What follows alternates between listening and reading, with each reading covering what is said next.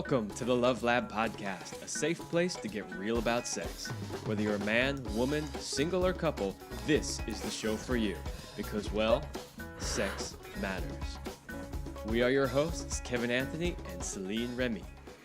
Welcome to the Love Lab Podcast. This is episode 15, and today's question is, to groom or not to groom?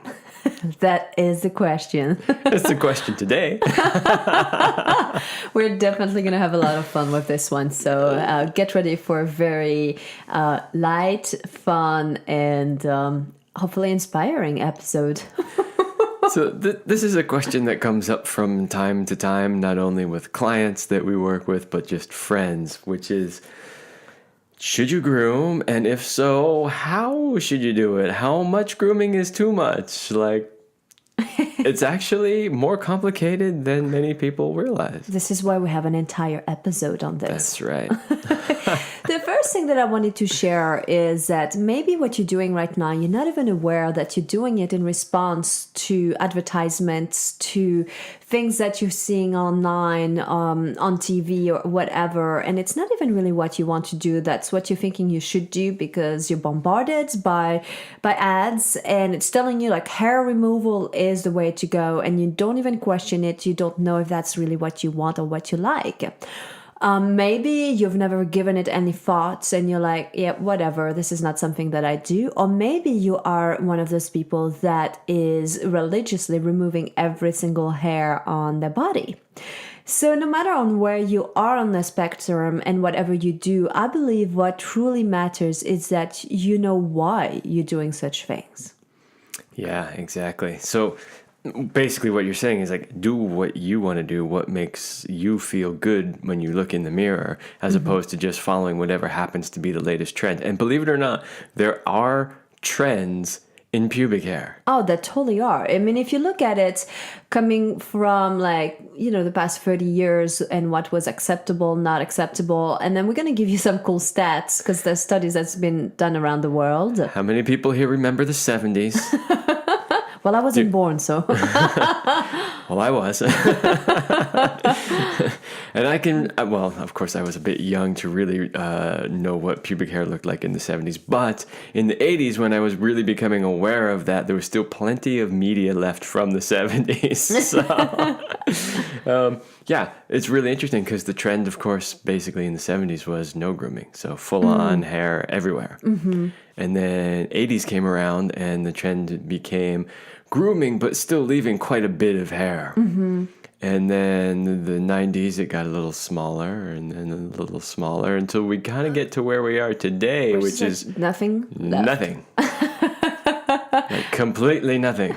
And what's interesting is that it actually changes depending also on where you are in the world. And so myself coming from Europe, I have a very different opinion maybe than somebody who grew up here in America. And so I think that's why it's going to be so fun for us to discuss these different opinions and viewpoints because we're coming from different perspectives. Plus,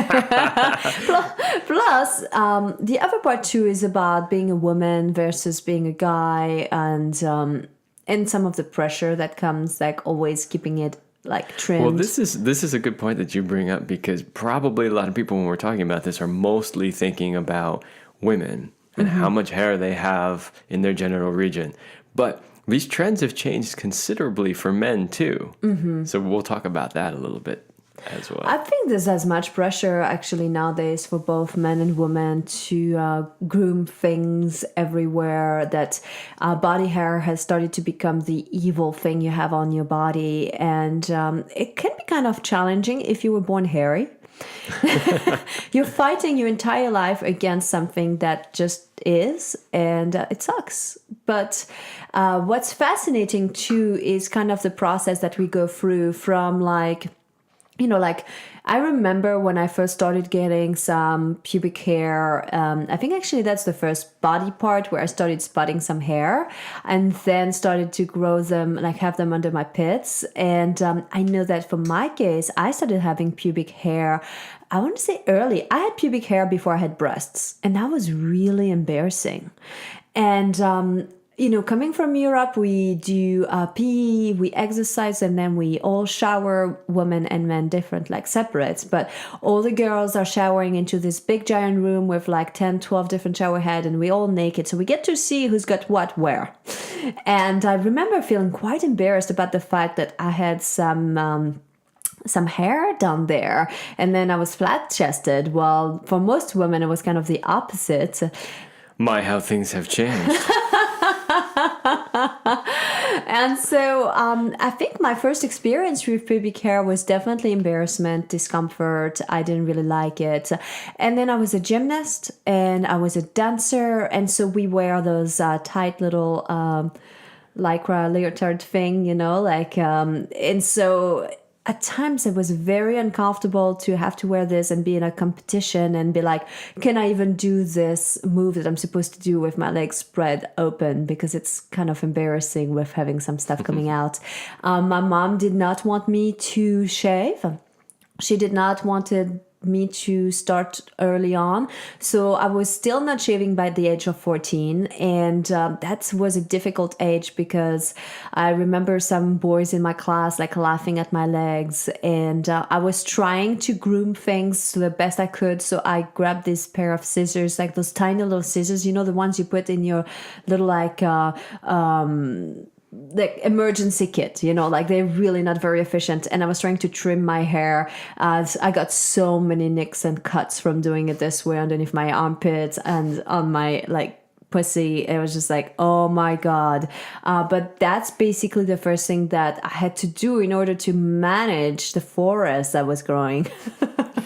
Well, I'm sure that it actually wasn't a forest, but before we demonize hair too much, that's true. Let's kind of mention that there are some good reasons That's true. for having hair on the body. That's true. So, well, first of all, they do provide a cushion. Oh, and that's another cool story that I can remember and share. With one of my boyfriends, we both decided to remove all of our hair and our genitals, and then we had sex. And I remember feeling super raw from it. I did not anticipate what would come from it. Right. And so one of the functions of the hair is to provide a cushion between the two bodies. Mm-hmm. There are other functions as well, though.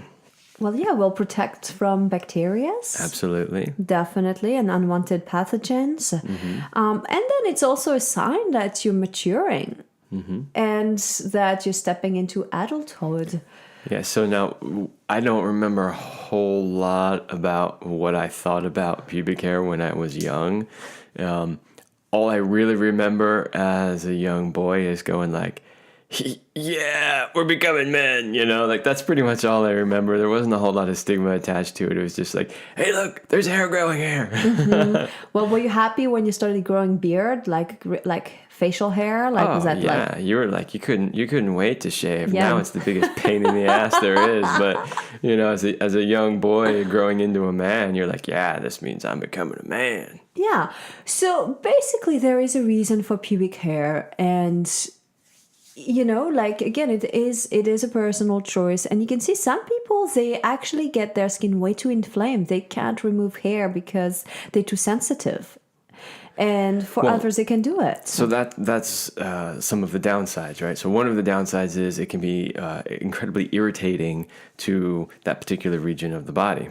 Mm-hmm. The other downside, or another downside, is that you can actually create little nicks and cuts and micro tears and things that actually then become vectors for sexually transmitted diseases and bacteria and viruses and all those kinds of things. And so it's very interesting that a lot of people are like, ooh, I'm going to go on a date where I might actually have sex. And so what do? You groom everything all up, and then you create a bunch of razor nicks and cuts and things like that, and then you go have sex with somebody that, maybe it's the first time you've had sex and you don't know necessarily, although you should, what their history is. And the point is that you're potentially opening yourself up to greater transmission of things. Yeah.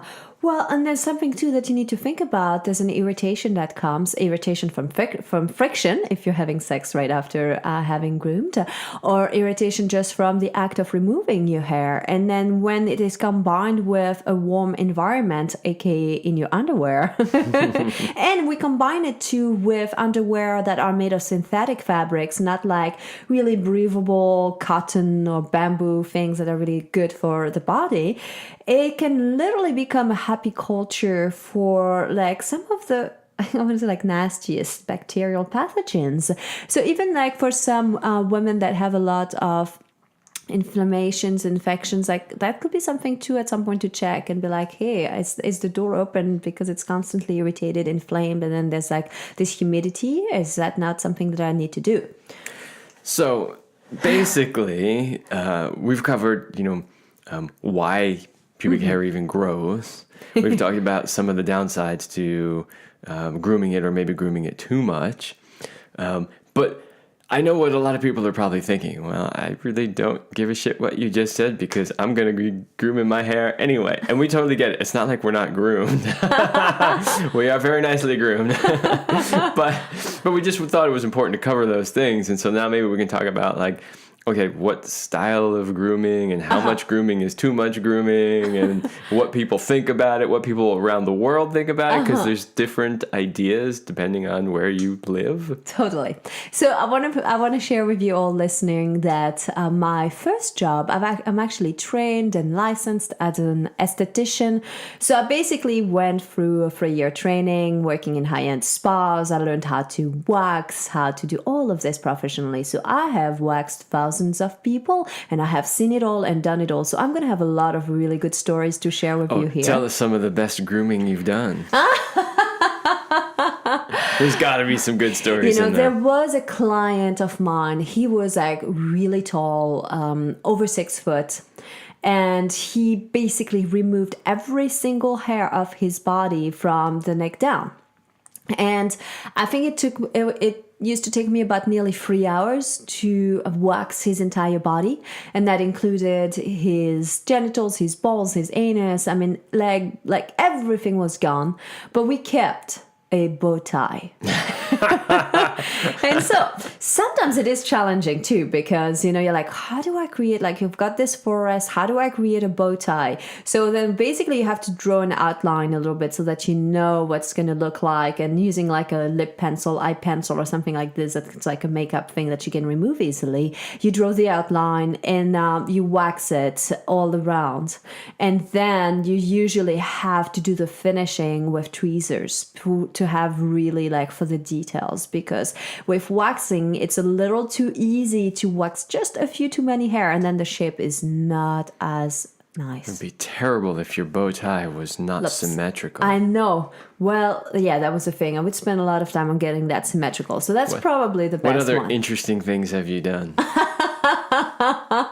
Well, there's always the requests around Valentine's Day for some specific things. So I had women asking for the initial, like the first letter of their man's name. So that's a new one. I haven't heard of that one before. I know that can be challenging, depending on what the name is. And another one that I had, well, actually several, were to have heart-shaped waxing done. And one took it to the next level where she brought her hair dye kit and we dyed it red as well. So nice. Yeah. Very nice. So it was a red heart. Well, it's very appropriate for Valentine's Day. It totally is. It totally is. But that's it takes some time and you need to be patient and it can be a little painful. But I want to share with you the options, since what can you do? Like, okay, first of all, you can go au naturel. And I say it with a French accent and a French saying because that's kind of the idea that most people have. And we'll look at stats later that, French women do keep their hair and it's not the same. And it's true, there's more of that. They keep more hair, but I've been with more than one French woman and it's not like the stereotype. There isn't a giant like bush bush there. No, that has not been my experience at all. Thank you, Kevin. We needed to hear that. So, of course, au natural, you do nothing, it's, and if you ever worried that your pubes would keep growing, don't you worry, they do stop. It's not like the hair on your head. They do stop growing, even though they can get pretty long. Oh, and let's talk about the different hair textures and quality. Because just like people have different hair on their head, like some have curly, some have really long, you actually have that. I was so surprised when I worked as an esthetician because I only kind of knew more of the curly, more wiry hair that you kind of depict when you draw and you create a cartoon with pubic hair. You basically just do this wiry, like spirally thing, and that's how you picture pubic hair. And one day I had a client that had like really long hair, and she told me she used to comb it. But it was like they were long, like hair on the head. They weren't like curly. So everybody can have like, they're not all wiry and curly. They can have different texture. Mm-hmm. Some are more soft, some are less soft. So you can even use conditioner on the hair to make it softer. And of course, all the different colors too. That is true. Just because the head on your hair is blonde does not mean the one on your pubes is blonde as well. You could actually have a different color. Sure. That's pretty fun. Sometimes it's the same, sometimes it's not. They could be red, they could be blonde, they could be brown, black. It's pretty fun. They can even become gray. That's true. That's usually when people want to groom more. It's like, no, I'm praying down there. I do remember when an ex-partner of mine, the first time she found a gray hair in her pubic hair, she was devastated. This is too bad. Okay, other option is, moving on, is to mow the lawn and create a nicely, manicured landscape. So you keep what you have, basically, and you just trim it shorter. And if you're a guy, that's a really cool thing to do, because when you do that, it makes your dick look like longer. That is a reason why a lot of guys do it. And I have to tell you, as a woman, I like the fact that I don't have to dive into a really bushy jungle to give head. It's really nice when it's trimmed. It makes it more pleasant to give a blowjob. So if you're not getting as many blowjobs as you want or hope for, maybe a little trim could help. Well, this is a good point that you bring up, because this is something, having, worked with a lot of different clients, not only as an esthetician when you were younger, but in the field that you work in now, you see a lot of people's personal grooming. Mm-hmm. And I would say that when it comes to women, the trend that we see most often is that they just get rid of everything. But with men, there's still a significant amount of men who actually don't do any proper grooming. Yeah, and something like you have to remember the hair, just like when you grow your beard and you start eating food and you can find leftovers in the beard later. Well, it kind of happens with the pubic hair. Like, if you had sex and there's all different fluids and you don't really wash properly, I mean, it can be a vehicle for smell and for stuff to be in. And that could be a massive turnoff for a woman when she starts to get a close smell of it. And it's important to mention that when we're talking about grooming, we are primarily talking about hair, but that's not the only thing. So, there's this idea that you gotta kind of wash well, sometimes clients come in and you're just like, Yeah, and especially if if you have hair on your ass, you need to wipe way more and maybe use wet wipes to make the smell disappear, because it gets stuck in there. Or install a bidet on your toilet seat. Yes, there are solutions. Things should be clean. So think that no matter what. Exactly, hair will get things stuck in. So whatever comes out from there, And if you're a guy and you're not circumcised, you got to make sure that you pull the skin back and clean properly. I know we're talking to adults. We shouldn't have to say these things, but trust us. Yes, these need to be said. So now you know that you could trim it shorter, make it just maintained and manicured, and yet keep your hair. This is painless. This is easy. You just get a buzzer and get it done every week or two, and you're done. The other option is to shave, which is the most popular option, I believe, here in the state. Everybody shaves, which is not the case, by the way, around the world. We use more waxing or have a different type of hair removal. Shaving is not the first choice because shaving requires a lot of maintenance. For some people where they have lots of hair and it grows faster, you might even need to shave twice a day if you want it to be soft in the morning and soft at night. That's crazy. That's way too much work.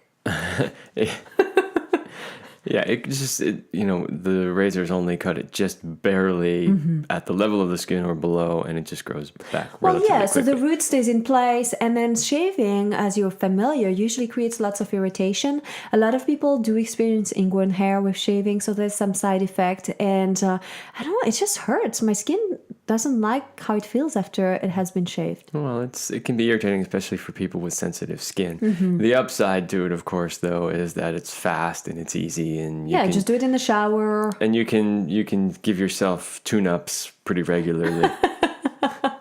So then you can move on to waxing. Oh yeah, my favorites. Waxing actually can be tricky because if you haven't been trained like me, it takes a little practice to get it. And especially when you're trying to wax your ass, trust me, it requires really weird positions. So you not only need to have skills, but you also need to be flexible.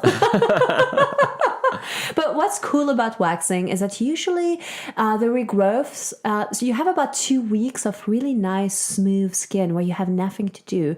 And then it starts to regrow. And then about every 4 to 6 weeks, you go get it done again. And it is painful, but it does get less painful as you do it. And with waxing, you do get to remove the root of the hair, so that's why it takes longer, unlike the shaving that just cuts it off. Like this one, we need to it needs more time for the hair to regrow. All right, so we know that your favorite is waxing out of all those methods, but I'm going to put you on the spot because I want to know what's your favorite shape/style. Oh, I already know the answer to this, but I think you guys might want to know. Well, my favorite shape/style is what we call Brazilian. However, what American people call Brazilian is not what people in Europe and Brazil call Brazilian. So let me describe.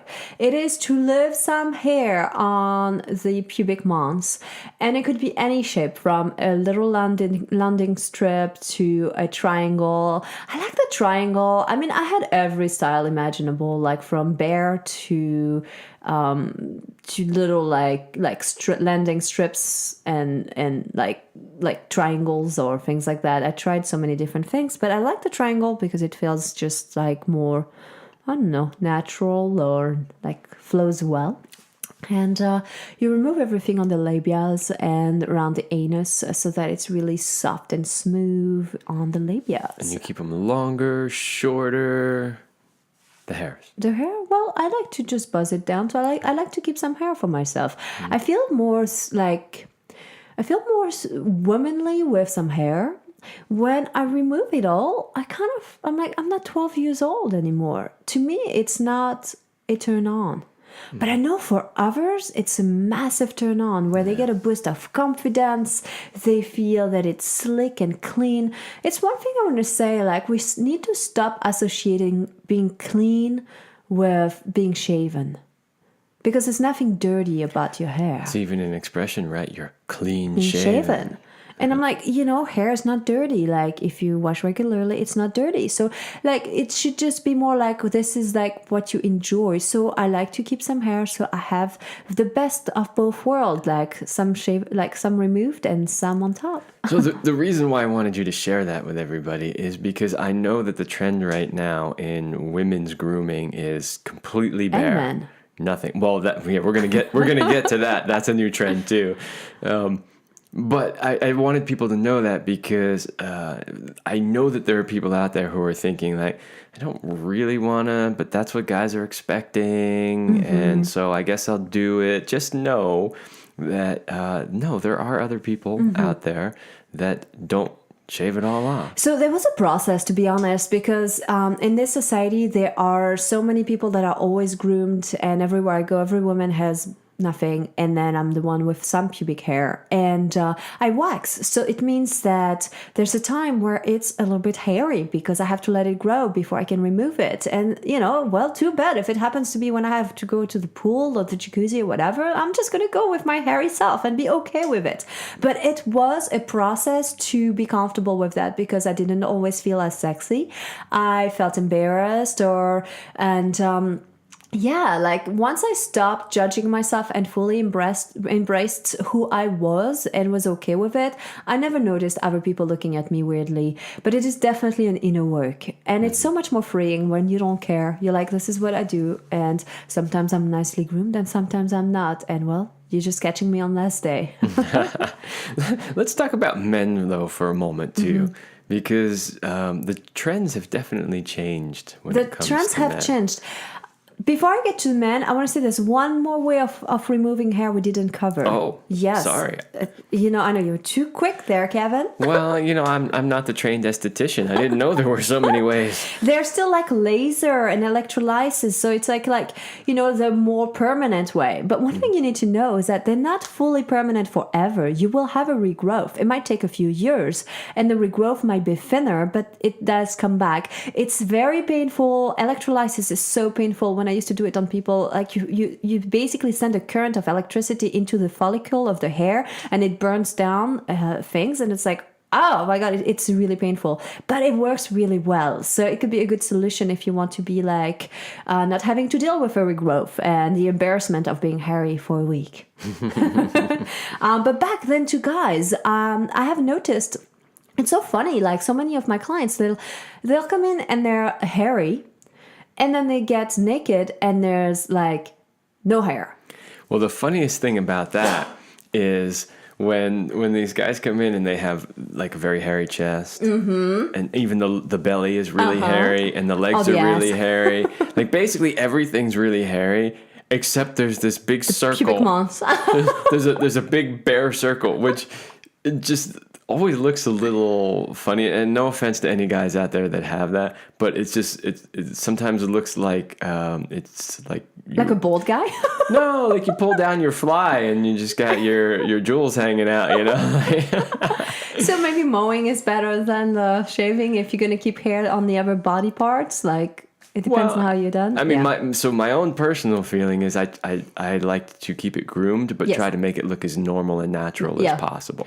And it's funny because we just had this conversation with a friend, and he removes every single hair of his body, and that's how he feels the most confident and manly, and that works for him. But he doesn't keep any hair anywhere. I did that once. You did? Yeah. For a girlfriend at the time. Just as like a fun thing. Like it was never meant to be like, oh, I'm going to do this all the time. But just as a fun thing. She was away and I hadn't seen her in a while. She was coming back. So we had talked about it beforehand too. It wasn't like a total surprise or anything. and I was a cyclist at the time. So it was totally normal to shave your legs as a guy. All the cyclists were doing it. I was also a swimmer before that, which was also normal. And anyway, so I had shaved literally every hair on my body. And, I was very fit and being an athlete, so I thought it looked good. The maintenance is ridiculous. But it's funny because I'm so glad you don't do that now. I like hair on guys. I like the chest hair, and to a certain degree, but some women do like hair. So this is really important, like to have this discussion with your partner. Well, that's a really good point. And I was telling, when we had this discussion with our friend who kind of inspired this episode of the show, I was telling him how at one point when I would shave my chest hair, I used to, and I still do, but I was very big into rock climbing. And so I went out one weekend with a bunch of people. There were some women there, and I had been shaving. It's pretty obvious. You can tell when you're shaving, when you're not. And one of the girls was giving me a hard time for, I can't believe you shave your chest hair. That's ridiculous and everything. And I was like, yeah, whatever. And then I went out another time just shortly thereafter, and I was letting it grow out, not because of her, but just because I hadn't really gotten around to taking care of it or whatever. There was a different girl there, and she was like, oh my God, I can't believe you're letting it grow out. You need to shave that stuff. And I just had to laugh because I was like, one weekend I'm given a hard time for shaving it. The next weekend I'm given a hard time for not shaving it. And really what that means is it really comes down to personal preference. 100%. So not only your personal preference, which honestly is most important, yes, but also what your partner wants. Mm-hmm. So it's always a good discussion to have with your partner. Hey, well, what do you like? Exactly. Because then, ultimately that's who you're going to have sex with. So make it that it's a turn on for them. Yeah, I want you to look at my body and go, oh, yeah. That's what I want. Give me some of that. I sure do. I want to give you like very quickly before the end of this show, and I really hope it was fun and inspiring to listen to this. But I want to give you some stats because when we put this show together, I looked around and in the US, so it's a study that was done in 2003, okay, and it showed that 30% of North American women completely removed their pubic hair, 60% trimmed, and 10% left it au natural. So that's kind of to give you an idea. While in Europe, the same study, they found that Europe-wide, 10% of women completely removed their pubic hair. It's 10% while it was 30% in North America, and 15% trimmed, and 75% left it completely natural. Wow. I don't know if that's true. I had a lot of business working as an esthetician. It was like we did a lot of Brazilians. Yeah. So I don't know. Well, it's 2003. The study is a little old. I bet it would be a bit different today if they had redone the study. But one thing too, Australia, it's a 2008 study, and it revealed that 60% removed some or all of their pubic hair. All right. My personal observation, not only from clients, but frequenting the local nude beach or whatever, is that most people, both guys and girls, are just like getting rid of it all. Yeah, that seems to be the new trend. The new trend, which is fine. If hey, do it if that's your thing. Yeah. Exactly. Do it if that's what your partner likes and what you enjoy. If you don't mind the maintenance, and don't feel obligated. There are a few of us still keeping some hair. Yeah! And notice I say keeping some. I do groom. And very nicely, I might add. Well, there you have it. Basically, it's all across the board. Do whatever you like. Do what makes you feel good when you look in the mirror. Have a good conversation with your partner. What does he or she like? What turns them on? And hopefully it's what you like. And if not, maybe there's a compromise in the middle somewhere that makes you both happy about the way you look. And just because you groomed once doesn't mean you have to do it for life. You can try some new hairstyles. Absolutely. And, hair does grow back. If you get rid of it all, it'll just come back. That's the nature of hair. All right. Well, we hope you enjoyed the show. We hope you got some value out of it, but that's all the time we have. We will see you next time. We hope you liked this episode of the Love Lab podcast. If you enjoyed this show, leave a comment and share it with your friends. And if you want more, we have an entire digital library with the best sex tips and relationship advice at CelineRemy.com. That's CelineRemy.com. So join us in the Sex Vault to continue this adventure. Thanks for listening. And remember, you're amazing.